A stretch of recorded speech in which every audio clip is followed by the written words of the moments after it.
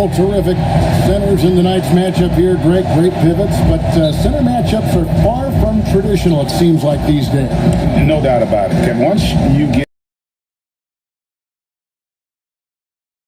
this game, I mean, you're seeing guys as short as P.J. Tucker play the 5 because, listen, when you're 25 feet from the basket, if I'm 6'2" and you're 7'2", I can still guard you. So because of the spacing now, it allows you the luxury to play smaller. And the starting lineup for the Timberwolves. Ricky Rubio is out there with Russell. Then there's Towns. Then there's Edwards. And it's McDaniels in at the 4 slot. Russell with a wide open look.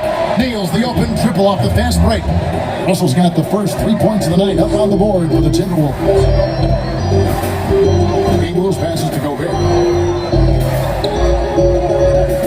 Back to Ingles. And he takes that one up and powers it through. Well, Rudy Gobert stands 7'1", and he's an unselfish guy who puts the pass on the money. Passes to Towns. Gobert with the defensive effort. Great rim protection to prevent him from converting. Beautiful. Here's Ingles, and it's Russell with the rebound. The Timberwolves have gone 1 of 3 from the field to start this one so far. No one near Edwards as he lets it fly. Off the mark there with the 3-point shot. Bogdanovich looking around, and Bogdanovich throws it down. Well, deceptive speed to be on that drive. Bogdanovich able to slice through the defense. On the sideline, let's catch up with Hall of Famer David Aldridge. Well, Quinn Snyder and I got a chance to talk for a bit. He praised D'Angelo Russell's game, saying that he's someone that can take over without warning. Coach told me his floaters, his outside shooting, it can hurt you so many ways. Once he's locked in, there's no stopping him. He can be unorthodox, but he is a special player. Guys? Okay, David, much appreciated. Here's O'Neal after the made shot from Karl Anthony Towns. Conley's shot is off. And you could tell he thought that triple was going to fall. Here's McDaniels, stolen by O'Neal. Outside Conley. And a little over 2.5 minutes gone here in the first. Shot clock at 5. A wide open look here for Ingles. It's in there. Conley with the assist. Joe Ingles is a tremendously smart basketball player. This guy understands how to set up a defender, get himself into a catch-and-shoot situation where he thrives. Oh, here's Edwards. The pass to Towns. Rubio left side. And I love the way he uses his size there to make sure he gets that board. Well, outstanding contest on the shot, and then he's positioned perfectly to go after the rebound. Here's McDaniels. The Timberwolves again can't hit. So it's Bogdanovich who brings up the ball for Utah, coming off that loss against the Timberwolves. Really a disappointing effort. That game could have and should have been closer than it was. Listen, I don't fault the effort. That was there all night. It was the quality of play that was lacking. There was not a ton of cohesion. They've got to figure it out. And the shot goes in from Rudy Gobert. I'll tell you, you cannot give Rudy Gobert an inch of space when he's working the glass. This guy excels at using his reach. Now here's Towns. He picked up 24 points in their last one against the Utah Jazz. Russell, no good. Look at Minnesota, they took the win in their last game against Utah. And one thing you love about Ingles, he hits a lot of contested jumpers. He does, and he'll get to his game by using jab steps, pump fakes, really good ball handler. He's unafraid in the clutch. He'll talk a little smack every now and again. Joe Ingles has carved out quite a career. So the Timberwolves called their first time out. Last time they met was in Utah where they beat the Jazz. And the last time they were able to come away with that win because of their depth. Great production from the reserve. I think sometimes the bench can make or break you in a particular game, and that was a total team effort, no question.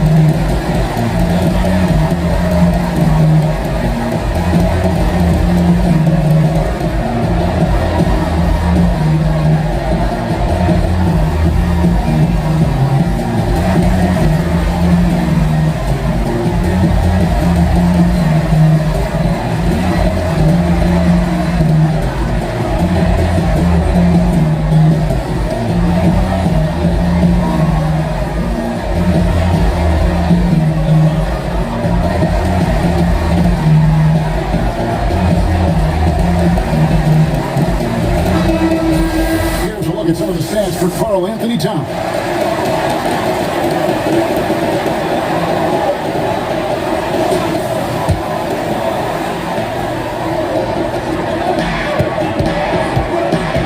Russell looking it over. He kicks it to Towns. It's it alive, controls the rebound and puts it back up and in. Hard work and soft hands, guys. That's what made that play possible. No simple offensive rebound there. Going for the tip in. Now here's Conley. He had an 18-point outing in the last game against Minnesota. Boy, and defensively, he had them off balance. He was able to come away with 4 steals. Timberwolves trail by 5. Russell from long range.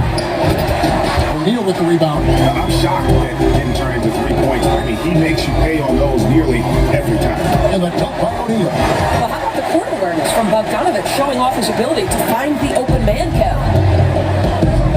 They need a good offensive possession. Yeah, they've gone a long time without a bucket. Rubio outside. Towns for 3. Good on the 3-point shot. Towns has got 5 now. Pick works well there. Not much resistance from the D. It takes incredible effort to stay connected to the hip of the offensive player. You've got to want to work. Conley with the 3. Rebounded by the Timberwolves. They put up a nice win against Utah last time out. Yeah, it was all hands on deck. Helps to get points off the bench when you're on the road. One thing we know, great teams in the NBA get production off the bench, and that was critical that night. And he's been way off the mark this quarter. It's been ugly. Here's Russell. The shot will not fall. Good work defensively by Conley. Let's give some credit to the defense for how they're guarding this guy right now, because they're refusing to let him get comfortable.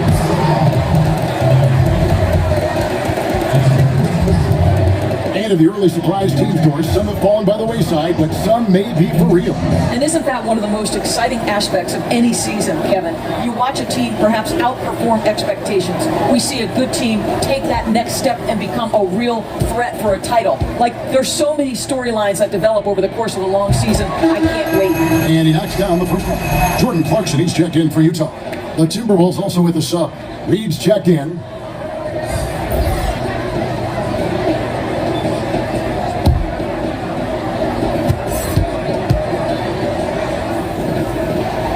O'Neal hits them both. The way he's shooting free throws tonight, you simply don't want to put him there. Timberwolves trail by 6. And Rubio kicks to Russell. Rubio dishes to Towns. Here's Edwards. And contact down the shot, so he'll be shooting free throws here. Well, I'll tell you what, he earned his money on that foul. The Timberwolves shooting their initial free throws of the game right here.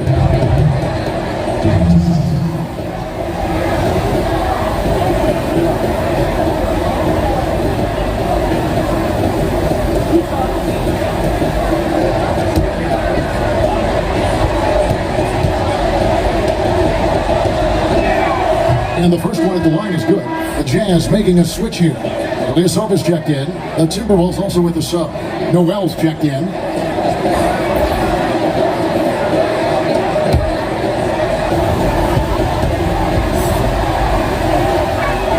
That's also good. So he hits both free throws. Utah with the ball. They lead by 4. Russell against Clarkson.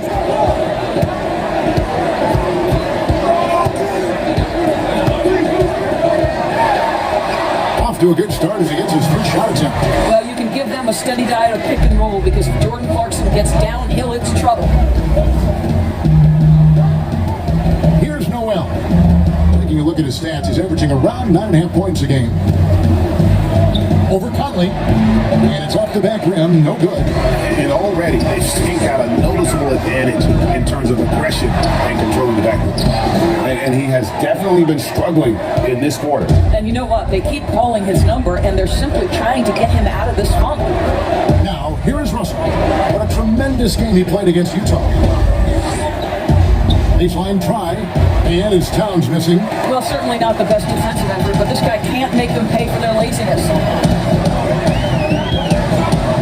Conley against Towns. Conley's shot is off. Timberwolves trail by 6. They've been struggling here on offense. Yeah, a bit of a dry spell for sure. Here's Edwards. Takes it off the glass. This guy can do so much for you on the offensive end, and that is why his number gets called time and time again. Right side, Conley. Clarkson finds Gobert. Back to Clarkson. That's his second shot and his second basket. He's 2 for 2. How about Jordan Clarkson? The ability at his position to absorb contact and finish the play. Pass to Edwards. Here's Towns. Has to read. Three-pointer. They get it again. Jazz leading by 6. Over in the corner, Conley. Pass to Clarkson. Edwards against Engel. And slam dunk by Gobert. Just great recognition from the athletic big man. Gobert finish off the nice pass. Minnesota calls timeout. And the lack of rim protection, top of the list.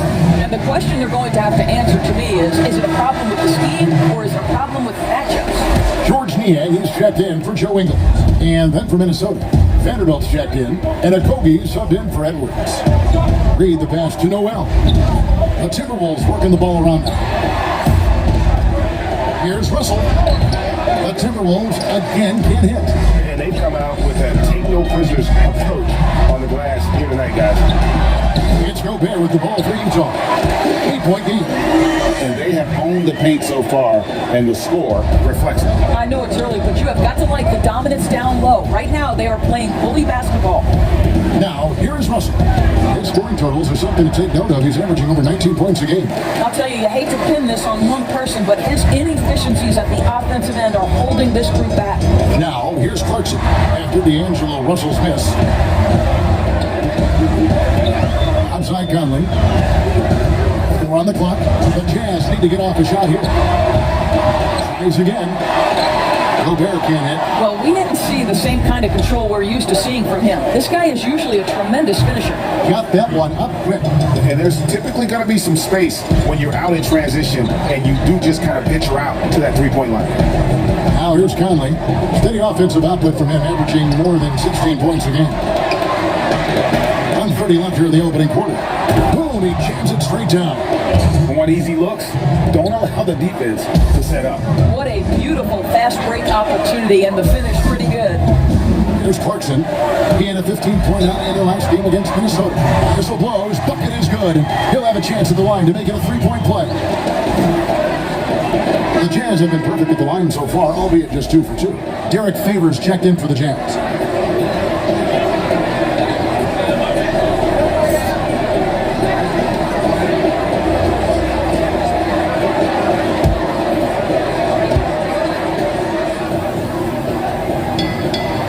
Throw good, Clarkson. The one thing with Clarkson, sometimes he can get a little out of control, and he does a tremendous job creating offense and putting himself in a position to attack. Now, here is Russell. Here's Reed. It's rebounded by Derek Favors. A team's rebounding is a great measure of its energy, and theirs has been terrific here in the first quarter. Conley's shot is off. And he's trying to shoot his way out of it. You know, they have the lead, but honestly, I think it might help if he be a little bit more selective tonight. Derek Favors using that long frame to send that back twice on the pipes, Kevin. Conley against Russell. The kick out to Ilyasova. Favors trying to break free. Goes back up. First shot, first pass. He's on the block stats. Well, we've seen that movie a few times, haven't we? An easy bucket in the paint. Conley against Russell. 12 seconds left to play in the first quarter. A tray. A shot missing. And so it's the Utah Jazz with a 10-point lead. So breathing room heading into the break. They're pounding the ball inside, and that's where they've gotten their best production.